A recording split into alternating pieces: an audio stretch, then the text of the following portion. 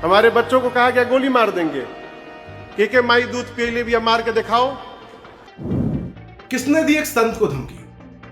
जी दोस्तों, ये सवाल बड़ा है कि आखिर वो कौन है जो हमारे सनातन धर्म और सनातनियों के पीछे पड़ा हुआ है, वो भी हाथ धोकर। वैसे तो हमारे देश में गांधी यानी कि बापू और उनके आदर्शों पर चलने वालों के साथ जो होता है वो किसी से नहीं छिपा, पर इसमें एक शांत और राम का नाम जपने वाले संत को भी शामिल कर लिया गया है क्या?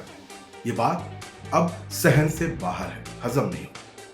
जी, हम बात कर रहे हैं दोस्तों यहाँ पर शांत और सरल स्वभाव के राजन जी महाराज जी की, जिन्हें गोरखपुर में अचानक क्रोध आया और उनकी ललकार ने सबको हिला दिया। यहाँ क्रोध आना सही भी है, क्योंकि जब बात आपके बच्चों पर और परिवार तक आ जाए तो शायद कोई ही होगा जो शांत बैठे, क्योंकि भाई परिवार हमारा है, हमें बचाना है। यही किया हमारे परम पूज्य श्री राजन जी महाराज ने। अब काम है पुलिस वालों का कि जल्द से जल्द उन लोगों को सलाखों के पीछे तक पहुंचाए जिसने ये काम किया, जिसने पूरा ये मामला फैलाया। ये पूरा मामला क्या है, पहले जल्दी से आपको ये समझा देता हूं। दरअसल मशहूर कथावाचक राजन जी महाराज की गोरखपुर में श्री राम कथा चल रही है। इसी कथा का वीडियो सोशल मीडिया पर अब वायरल हो रहा है, जिसमें मंच से किसी को ललकार रहे हैं। वहां कुछ ऐसा हुआ कि श्री राम कथा के 29 जनवरी को शुभारंभ होते ही पहले विवाद हो गया। बाद में राजन जी महाराज नाराज हो गए और कथा छोड़कर जाने लगे। ऐसा क्यों हुआ? दरअसल राजन जी महाराज को उनके सेवादारों का कहना है कि राजन जी महाराज से मिलाने के नाम पर पैसे लिए जा रहे थे, मतलब मंच तक पहुंचने के नाम पर। इस पर उन्होंने मंच पर लोगों को मिलने से रोक लगा दी। इसी बीच राजन जी महाराज को सेवादारों ने बताया कि किसी ने उन्हें मारने की धमकी दी है। राजन जी महाराज ने कथा के दौरान ही मारने की धमकी देने वालों को ललकारते हुए कहा कि कोई माई का लाल हो तो मार कर दिखाए। वो अपने घर में कथा कहने और प्रभु श्री राम नाम का जाप करने आए हैं। हालांकि राजन जी महाराज की कथा के बीच रुपए लेने का जो ये पूरा आरोप है, उनके वायरल हो रहे हैं ये वीडियो अब, लेकिन आयोजक मंडल क्या कह रहा है, उसे सिरे से खारिज कर रहा है। कह रहा है ऐसा कुछ नहीं। उनका कहना है कि ऐसा कुछ होता तो उन्हें पता चलता। बात वही कि एक सरल स्वभाव का संत ऐसे ही तो अचानक उग्र नहीं हो सकता। ये कोई मजाक तो है नहीं। दाल में काला तो जरूर है और इसकी जांच भी जरूरी है। जो उनको झूठा बता रहे हैं उनकी भी, और उनको पहले राजन जी महाराज के जीवन को समझ लेना चाहिए कि उनकी जुबान से झूठ निकलता है या नहीं, क्योंकि राजन जी महाराज एक प्रसिद्ध कथावाचक और आध्यात्मिक गुरु हैं, जिनका असली नाम राजन तिवारी है दोस्तों, और जिनके गुरु प्रेम भूषण महाराज जी हैं, जो अपनी मधुर आवाज में भक्ति गीत और राम कथा के लिए पूरे विश्व में पहचाने जाते हैं। देश में नहीं, विदेश में भी जाकर अपनी राम कथा का आयोजन करते हैं। वहां पर लोग पूछते हैं उन्हें। वो अपनी देसी और सरल भाषा के चलते युवाओं में काफी फेमस है। आज के युवा भी उनको सुनते हैं। सरल भाषा में गहरी बातें समझाते हैं और युवाओं के बीच उनकी लोकप्रियता काफी है।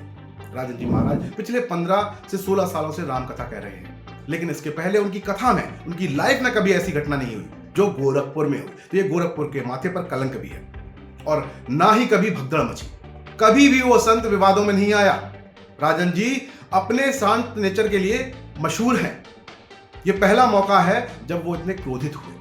राजन जी महाराज ने मंच से लोगों को संबोधित करते हुए साफ साफ कहा कि गोरखपुर उनका घर है और उन्हें सबसे ज्यादा दुख इस बात का है कि ये घटना उनके अपने घर में घटी। और बात सही भी है, दुख होगा भी। उन्होंने बताया कि कथा में बवाल हो गया, जिसके कारण हमने मंच पर चढ़ना ही बंद करा दिया।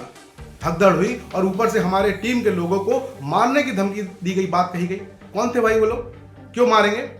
हमारे बच्चों को मारने के लिए कह दिया गया, वो बता रहे हैं। ये बिल्कुल भी असहनीय और अशोभनीय है। दोस्तों, आपको बता दें कि राजन जी महाराज की कथाओं में बड़ी संख्या में लोग जुटते हैं। डिजिटल प्लेटफॉर्म पर भी उनकी कथाओं की जो वीडियोस है खूब वायरल होती हैं। सब लोग सुनते हैं, युवा सुनता है, यूथ सुनता है, हम सुनते हैं, आप सुनते हैं।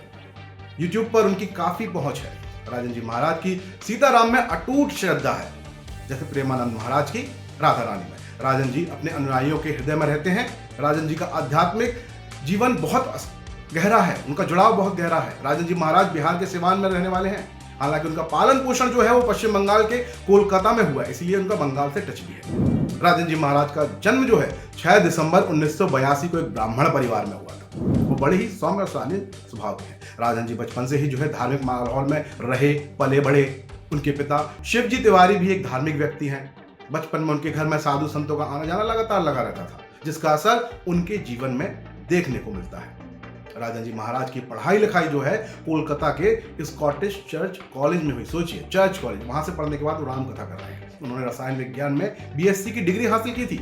इसके बाद उन्होंने कारोबार करने की सोची तो, लेकिन इसमें आगे कैसे बढ़ना है शायद वो नहीं समझ पाए, इसीलिए ज्यादा कारोबार नहीं कर पाए, नहीं टिक पाए। नियति को कुछ और मंजूर था, उनके हाथों राम कथा करवाई। वो जल्द ही आध्यात्मिक की दिशा में मुड़ गए। हावड़ा में हुई उनकी पहली कथा 2004 में प्रेम भूषण जी के से उनकी मुलाकात हुई। इसके बाद उन्होंने जिंदगी जो है पूरी बदल गई। प्रेम भूषण जी के मार्गदर्शन में, मतलब अपना गुरु बनाकर उनको राजन जी ने कथा वाचन की दुनिया में कदम रखा और साल 2011 में कलकत्ता के ही हावड़ा में उनकी पहली राम कथा भी हुई। उनके बाद उन्होंने पीछे मुड़कर कभी नहीं देखा। राजा जी महाराज की शादी हो गई है, उनके 2 बच्चे हैं। उन्हें किसी बात का कोई गम नहीं कि उन्होंने वो बिजनेस, वो व्यापार क्यों छोड़ा, क्योंकि जो राम से जुड़ जाए उसको शायद ही कुछ और भाए। यही वजह है कि आज राजन जी को क्रोध आ रहा है। वो अपने घर में कैसे इस तरह की भाषा, इस तरह के लोगों को बर्दाश्त करें। घर क्या, बाहर भी दोस्तों, हमारे परिवार, हमारे घर के बारे में जो बोलेगा उसके बारे में कुछ ना कुछ तो हमको करना पड़ेगा, क्योंकि आज बोला है कल कोई कुछ कर भी सकता है। बाकी गोरखपुर वालों और गोरखपुर में आए उन लोगों से यह कहना है कि राजन जी को पहले समझें, उनके नेचर को समझें और फिर उनकी भाषा को समझें, उसके बाद उनके लिए ऐसे अमर्यादित शब्द कहें।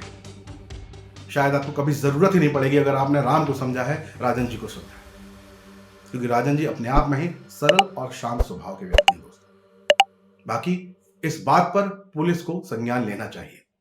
आपका क्या कहना है? अपनी राय कमेंट बॉक्स में जरूर दें। जय हिंद, जय भारत। श्री राधे। देश के राष्ट्रपिता महात्मा गांधी ने कहा था कि असली भारत हमारे गांव में है। हमारी पूरी टीम की यही कोशिश है कि गांव के हर रंग को हम आप तक पहुंचा सकें। इसलिए बनिए हमारी ताकत, क्योंकि कंक्रीट के जंगलों की चमचमाती दुनिया में गांव अंधकार की ओर जा रहे हैं। देश में स्मार्ट शहर बने, कोई दिक्कत नहीं, पर हम बनाना चाहते हैं स्मार्ट गांव।